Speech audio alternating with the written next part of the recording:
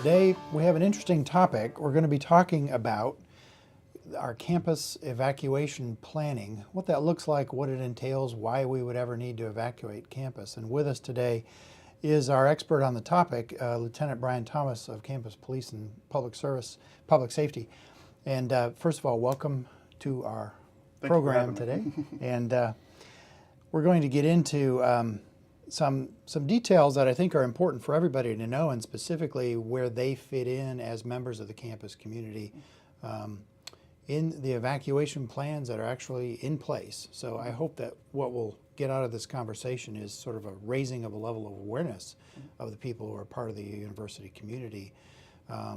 It's always interesting to have the discussion on this kind of topic because probably a lot of people don't realize that planning is in place, that it's ongoing, and I think that what you're going to be trying to do in the coming weeks and months is make more people aware of that, and so that's something we hope to start today. But maybe to get us warmed up in our discussion today, tell us a little bit about you. How long have you been here at the university? What's your background, and what are you all about? Okay, well, so my name's Brian Thomas. I'm a lieutenant with the police department. I've been here almost 8 years now. I'm the watch commander over all the day shift personnel, but I'm also the emergency management coordinator for the university. So it's my job to manage all the alert systems, the plans that we're going to discuss, and a lot of the other areas where people just don't know much about. Going out and, like I said, trying to educate people, let them know we do have things in place. And unfortunately, we don't always get the top billing and where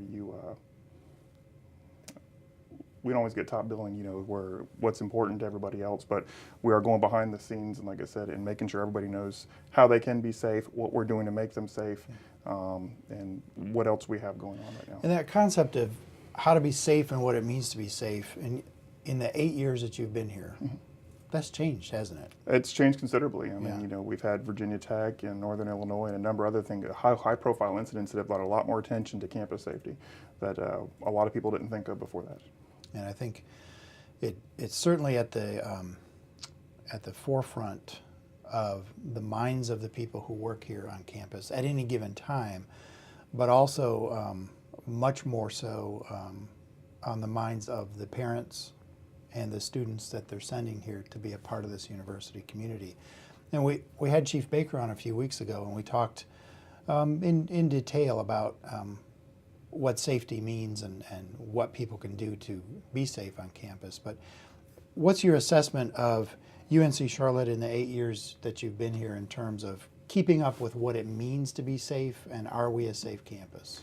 Oh, absolutely. We've grown leaps and bounds. Our police department's expanded considerably. We now have a designated emergency management coordinator, being myself, in place. We have a business continuity coordinator in place.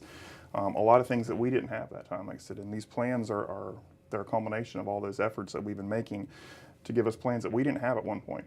So we're definitely a safe campus. We have a fantastic police department. We have a number of items in place that we're going to keep us working to keep us safe, and we continue to build. So let's talk about one of the areas where your ongoing planning comes into play, and it has to do with evacuation. Let's focus on that today, as we said we would.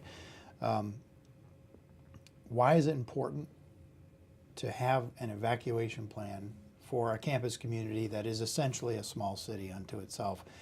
Why would we all need to leave at any given time? Well, it could be any number of things. We could have a large gas leak. We could have an explosion on campus. We could have severe weather.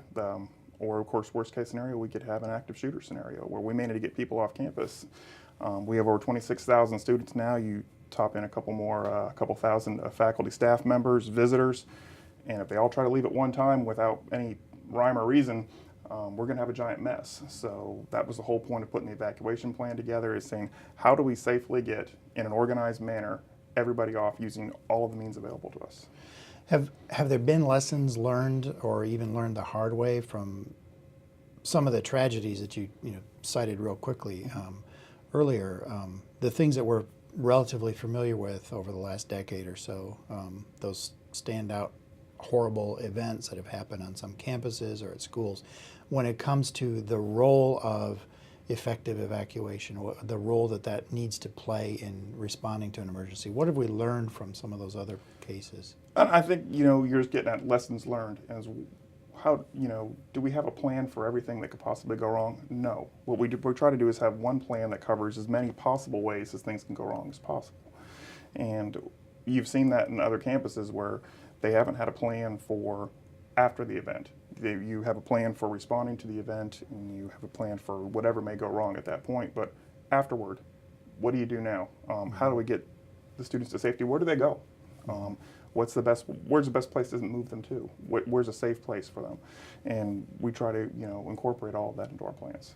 In other scenarios, I sometimes might think first of a university campus is a place that other folks might want to come to in the event of an emergency. In other words, people in other places around us would evacuate to campus because we have a few relatively large places to gather people. But I'm sure that comes down to a balance of space available and people already here and that kind of thing. And it is. And, if you come here, Monday at 12 o'clock, try to find a parking space right next to a building, Right. You walk across campus. But we have, two major things. We're working with the Charlotte Mecklenburg Emergency Management Office. The SAC is an evacuation shelter for the McGuire Nuclear Power Station.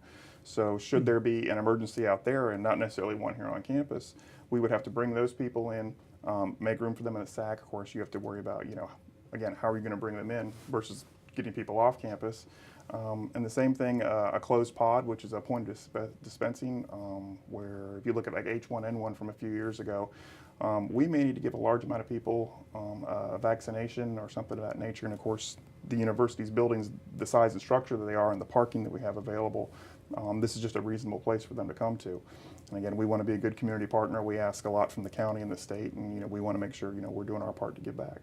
I think that's a really important point for us to keep in mind, and I think most of us do. But the university is a fully cooperative partner with Charlotte Mecklenburg, kind of across the board. In fact, often more than just a partner, we're often a leader when it comes to the collaborating partnerships that are required to make the greater community as safe as it can be. Let's talk a little bit about the university's readiness to evacuate the buildings and the entire campus, and what it takes. And then in just a minute we can look at some slides that indicate the plan that you actually do have in place already. But when it comes to our readiness to evacuate at any given time, what does that mean to you? Are we ready? How long would it take to evacuate the campus, and does it depend on the circumstance? But what are you ready for? Absolutely, and no evacuation, you can't just draw up a plan and say this is good for everything, because if we evacuate at 1 o'clock on a Monday afternoon, it's entirely different than evacuating at 8 o'clock on a Saturday night. As far as building evacuations, their Environmental Health and Safety Office, their website shows where all the building-specific evacuation points are. Where do you go? What parking lot do you stand if we have to evacuate a building? The question becomes, what do you have to evacuate the whole campus? And that gets a little more difficult. That gets tricky. And we have to work upon, you think about why we're evacuating. If it is a gas leak, if it's an explosion, where are the police going to be? Well, we're probably going to be at the site of the emergency. So how do we get people off campus if we're not there? Now, this is where we reach out to our community partners. Facilities management, parking services, and working with people so they understand the plan and they can kind of step in some of our roles or traffic control areas in getting people moved. Now, there are even more extenuating circumstances when you look to, maybe it's not just a campus-wide emergency, maybe it's a severe weather event. 49 and 29, they're going to be log jam full of cars going one way or the other, whichever way you're looking. Now, we have to say it's best to get all the cars off campus if they can't go anywhere on 49 and 29. So what do we do then? Is it better to have people shelter in place on campus? Is it better to use one of these large buildings that we were just talking about, like the SAC or the student union or something, to house these people until it's safe or they can readily leave? So. Is the stadium an option for gathering people? The stadium's always an option. The problem is there's limited indoor space in it. And we don't want to just put people in the middle of a large field and leave them subject to the elements. In fact, if you look at some of the football evacuation plans that we have in place, if there is severe weather, we evacuate them into a lot of the CRI buildings out there, Duke and some of the other buildings, Epic, that are out there, just because we're trying to get people safe. We're trying to get people under cover, away from the elements. And like I said, as much as the football stadium is nice, like I said, it's not exactly like I said, you're not safe from the elements there. You're watching the Live Wire, and we're speaking with Brian Thomas of Campus Police and Public Safety. We're talking about UNC Charlotte and evacuation. If we had to evacuate the campus, what would that look like? And what do you need to know as a member of the campus community?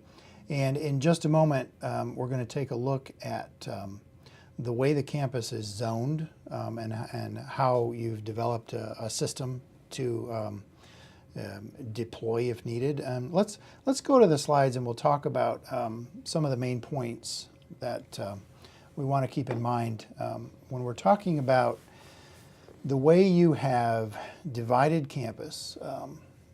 You have divided campus into 5 evacuation areas, and tell us about this kind of general look, and then we'll go into specifics so the folks watching can maybe come to know which of those colored zones is theirs. Okay. Well, we broke it into 5 colored zones. Again, we want it to be easy to read. We wanted to make sure everybody knows exactly where they're at. So we broke it down as simply as we could. And we based on total parking in each zone. Now, North Deck will be in one zone, whereas West Deck's in another zone, and Cone's in yet another, because what you don't want is all the parking decks in one zone, because then they're all filtering into the same place. So what you've got is each large area of campus, there's a lot of parking, evacuating in a different direction. Again, it's total parking. It's not parking at any one given moment. As you know, in the middle of the day, West Deck's packed full. North Deck, there's probably quite a bit of space left. Whereas you come at 8 o'clock at night, now North Deck's full and West Deck's empty. So like I said, there's not one size fits all. So we went with total available parking in any particular section, and then like I said, gave them the quickest route off campus. Have the football Saturdays helped in observing, assigning folks to routes and watching how they come and go from campus? Absolutely. That was before football. Basketball and commencement were always our biggest times where we could go out and look at where are the cars going, where are traffic jams on campus. And then football came, and that brought us 15,000 people to campus. Yeah. Now, the nice thing about football is, unlike an evacuation, is we have a lot of help. Yeah, we have a lot of our off-duty officers there. We have another 20. You're already there and in place. Yeah. We've got mass numbers in place. Yeah. And it's real easy. It's a lot easier to get people off campus when you've got 25 additional officers standing by. Yeah. Whereas in an emergency evacuation, we don't have those people. Yeah. So we have to really count on people knowing where to go. Okay. And that's something that I know is going to be your hope, that those of us who are part of the campus community are going to tuck away somewhere in our minds an awareness of where we are in the zone structure. And let's talk about this next set of bullets, rally points. What does that mean? Okay, a rally point, and those of you who've been around UNC Charlotte a long time remember the old rally points. And that was our old evacuation plan. It was just go to these 4 corners of campus and you'll be safe. And again, 10 years ago, that went well for a university. Today, not so much.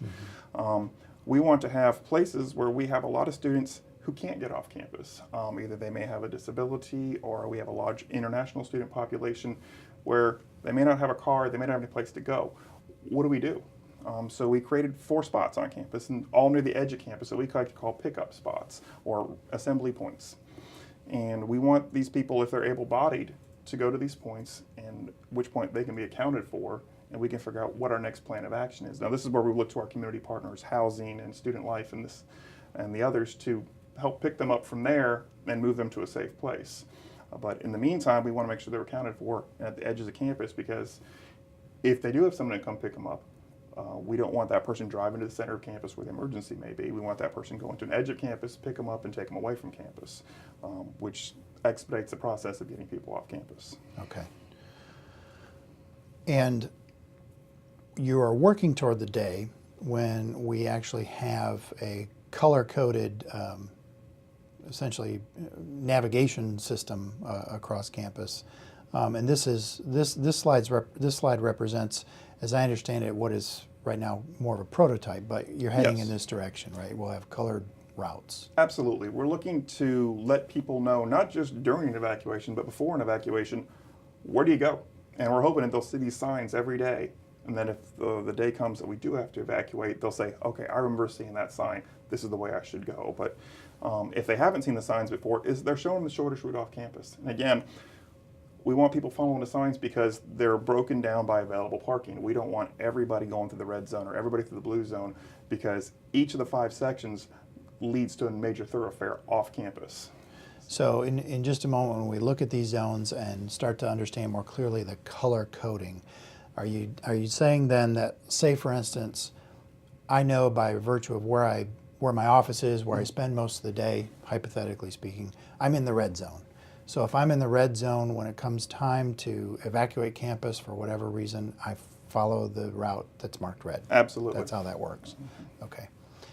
I think I got you. Colors are good. So let's take a look at the first evacuation area, and this will be of interest as we go through these to those of us who are part of the campus community, to know pretty much where we fall, and we'll also point out in more specificity in a minute that these are also going to be online so folks can, Yes, absolutely. can review them. But so evacuation area number 1. And that's our east decks, our lots 4, 5, 6, where Martin Village was. I know they're doing a lot of construction out there, and they're building a new residential area out there.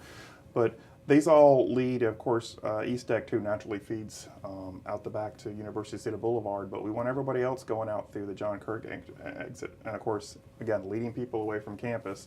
We don't want them cutting back through campus where other cars may be trying to leave.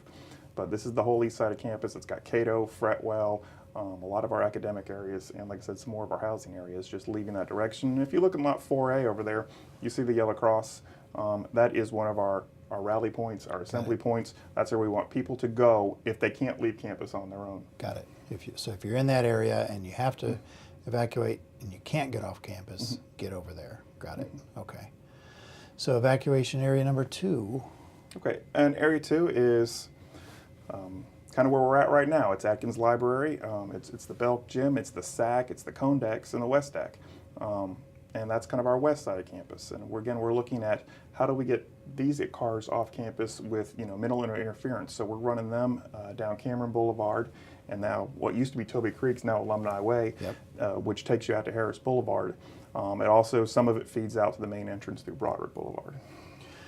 By the way, this is kind of off topic, but Alumni Way, now that stretches off of the main circle and the main entrance, I'm still surprised that traffic usually seems pretty light on that. Do you think people haven't caught on yet? Well, that's the secret way to get in campus sometimes. Shh. Don't tell everybody. Everybody still likes to come in the front entrance, Right. and like I said, you have Alumni Way, and like I said, it's a newer road, and it'll catch on. Like I said, we're trying to hope everybody will. If you ever been here at 5 o'clock when everybody's trying to leave, we're trying to hope and everybody uses the same amount of. Well, it really it makes a difference just in that kind of daily example, but in what you're talking about here for evacuation, it's got to be a pretty big thing. And again, we want to direct people out that way because we want people to know it's there. Yeah, yeah. All right, let's take a look at area number 3. Okay, that's the north end of campus. That's where our Greek Village is. It's where the North Deck is. A lot of parking over there, lots 20, lots 21. And again, we're pushing those people up Mary Alexander out to Mallard Creek Church Road. We have a number of smaller parking lots in there, and the only large deck you have is the North Deck, but a lot of smaller parking lots that are all feeding into one thoroughfare out there. And number 4. That is Alumni Way, formerly known as High Rise Road. That's all the high rises along the front, the New South Village Deck, Lot 8. And again, we're trying to feed them out the main entrance. We're trying to look at, if you looked at kind of how we fed people off Toby Creek and main entrance here, we didn't want people leaving at Cameron and University City Boulevard because we've already got people feeding onto John Kirk, already people feeding onto University City at the main entrance. You're just going to make 49 one big roadblock. So we sent them, like I said, we're not going to use Cameron and University City Boulevard. We'll send them out the main entrance instead. And what we haven't been mentioning all along are the precise colors that go with each area, but we'll be able to check that out on the website and explain that as well. But area 5, this is the final, right? We have five yes. areas. So this one is mostly over on the research side of campus. It is, and it's our football stadium. It's all our athletic fields all together. It's our research campus. You notice there's another yellow cross in the middle there. There's another spot over there over behind Grigg Hall. Yeah. And what happens is we're going to try and feed everybody out onto JW Clay there, which is the one you kind of see towards the left side of the screen there. If they're leaving the Cry Deck, we want them empty on JW Clay. That gets them into Harris further up the road there, hopefully not interfering with some of the traffic that's leaving out Alumni Way. The rest of it, we want making a right turn on 29 North Tryon Street and going out that way. And again, trying to keep the minimum amount of traffic possible. Well, what would happen if you had sort of a perfect storm of a situation? Not perfect in a good sense, but let's say it's a busy football Saturday and you have 15,000 in the stadium, another few thousand scattered about tailgating, and you had to evacuate campus. That wouldn't be an issue in terms of saying everybody out this way that you have is the route for Area 5? Anytime you have an evacuation plan, you have to have flexibility. Yeah. You do, and you're going to have people. And again, the nice thing about a Saturday is not that there's ever a nice time to have to evacuate the campus. Is school's closed for the most part, so you don't have the majority of that 26,000 on campus. Now, the big problem is you do have that 15,000 in the stadium, and how do we get them out of here quickly? Yeah. Especially considering they're parked all over campus from all the tailgating lots and everything else. So where do you go from there? And like I said, we may have to adjust the plan. Like I said, that's the whole beauty of it. It's always flexible. If you noticed, Phillips Road's always closed during football games, and we're going to have to make an on-call site on that one. You know, is dependent on the traffic. But why would you need to use Phillips Road if the cars are parked in the Cry deck? It can go down J.W. Clay. The rest of the cars are parked down in the West deck. Again, it would use the natural evacuation road, which is out Alumni Way to Harris. Yeah. And like I said, that just leaves the Union deck. And then we have a choice. We can either put them down Phillips Road, or we can have them make the right turn and go up Mary Alexander.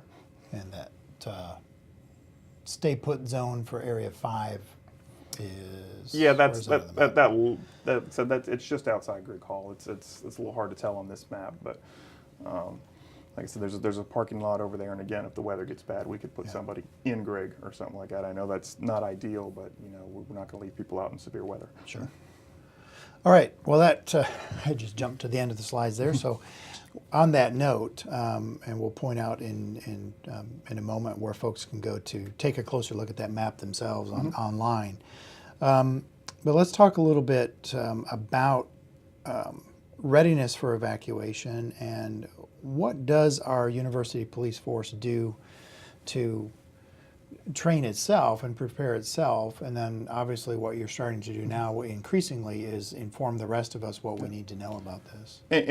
All of it starts with the information, because if people know where to go, that makes our job a lot easier. Obviously, we can't just, right here in the middle of the day say, okay, let's have a full-scale evacuation trial. That the university probably wouldn't go for that. So what we have to do is work with our community partners, like I said, facilities management, Office of Disability Services, parking services, the people who would take part in all of these large-scale evacuations, and make sure every one of their people knows, here's what the plan is. Here's where your people need to be.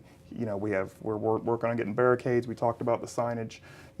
Here's where everybody needs to be.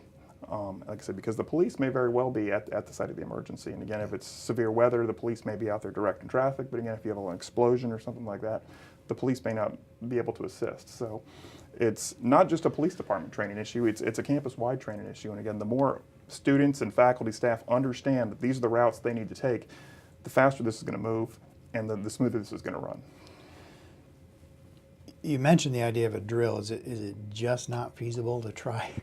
I mean, and if not, and I understand why not, but what do you do to establish sort of a baseline idea of how long it would take, let's say on that full-on class day on Monday, to empty the place out if you had to? Again, we use football games, basketball games, commencement as kind of our template for how fast we'd get people off campus. We know how long it takes to empty the West deck and the Union deck. Based on previous events. We know how much traffic we're going to have going out.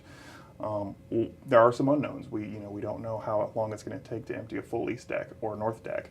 And like I said, we kind of have to guesstimate based on what we know from West deck and Union deck and the Cry deck. I suppose too, and one thing you can never really plan for, but you can probably count on, is that if word gets out that we're evacuating campus, there's probably an element of panic involved too. Absolutely. And that might affect folks' behavior as they're trying to get away. And is it likely in most scenarios where you've talked about why we would need to evacuate that we would be able to communicate why we need to evacuate? In other words, what's going on?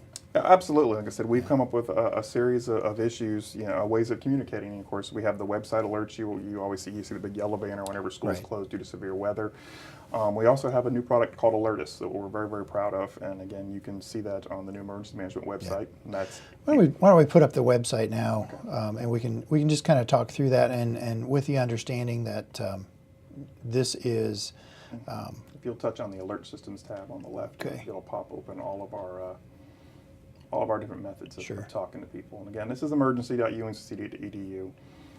It just went online right when the school year started. We're still building it, but we're very pleased with what we've got so far. Alertus Yes. is what you were just referring to. Yes. And And what it is it's a computer program that we've been working with IT, the Office of Classroom Support, Technical Operations and Planning, and getting put on a lot of the computers on campus. And it's on over 400 of our plasma televisions and our smart podiums in campuses.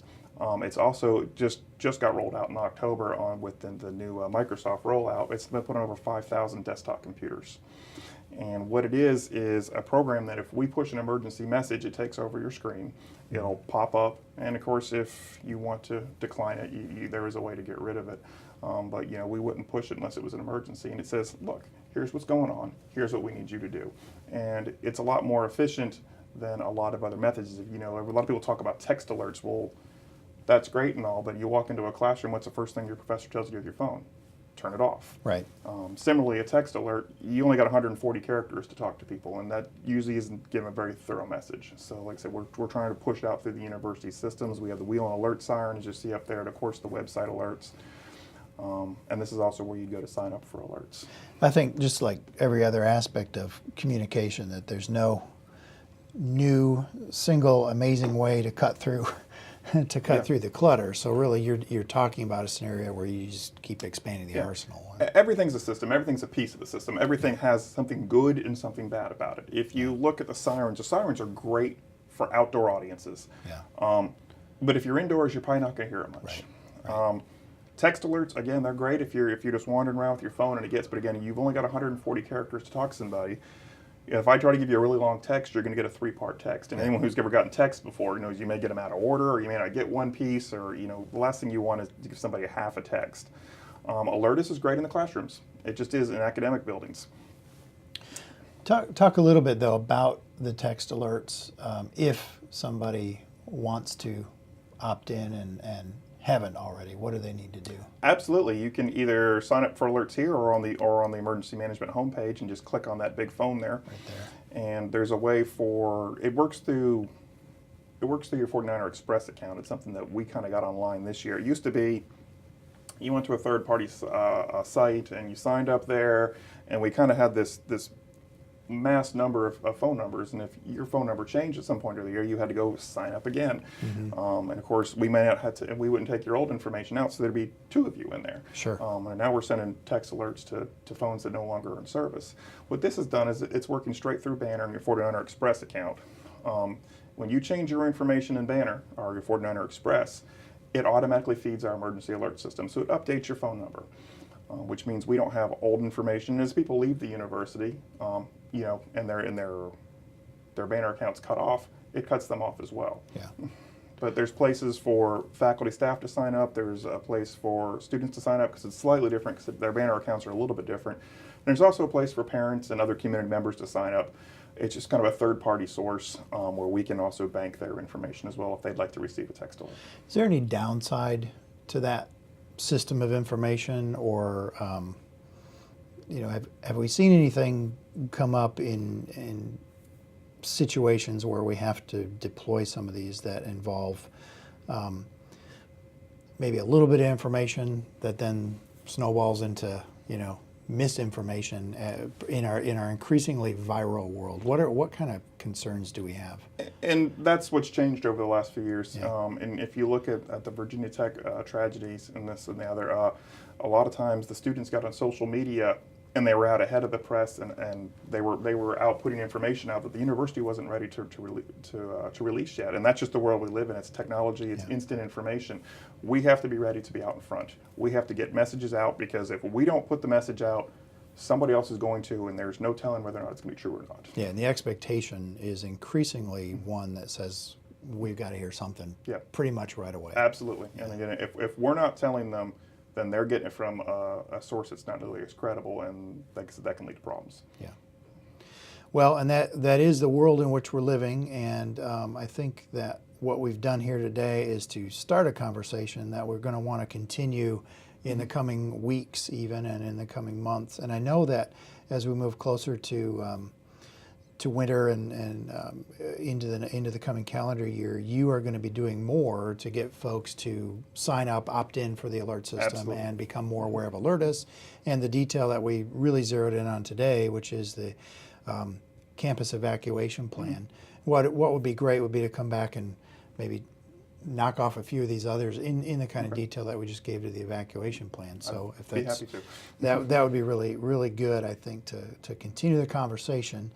And folks can be watching your website, emergency.uncc.edu, because I know that in the coming weeks you're going to be adding to that, adding information. Absolutely. And this afternoon, if we want to go off and take a look at those maps that we saw today, the zone maps, and understand not only what our number is, but what our color is. Absolutely. What's your sense of timing on the signage on campus right now? We're hoping to have that. Hoping to have it in place at some point during the spring semester. Okay, and that would So be great. And we- that will be fairly obvious to folks Yeah. on campus once those signs go up, but it's going to be really important to know what they are so that there's not any confusion around their installations. In the meantime, the evacuation plan, like I said, is going to go on the website. It should be on there very, very shortly, Okay. if it's not on there already. Okay. And like I said, people can start getting a feel for it. It's a very easy read. It's only about 15 pages, lots of pictures. We found that, if I give you a 600-page document, you're not going to read it. But if I give you something simple to read, how you go forward, and, we go from there. All right. Well, we thank Brian Thomas, our guest today here on the Live Wire on Inside UNC Charlotte, and thank you for putting us on your screens. And as we go along, if you have questions, please be sure to let us know. Send us questions along the way over the next week or two if you're thinking about things you'd like to know in more detail about campus emergency preparedness. And of course, folks know where to find you, and we see you out and about on campus a lot. So hopefully this is something that will spark some conversation as folks run into you on campus as well. And if you do run into Brian, it will hurt because he's a big guy, but that's just another, that's an aside. So we look forward to seeing you next week right here on the Live Wire, and thank you once again for joining us today.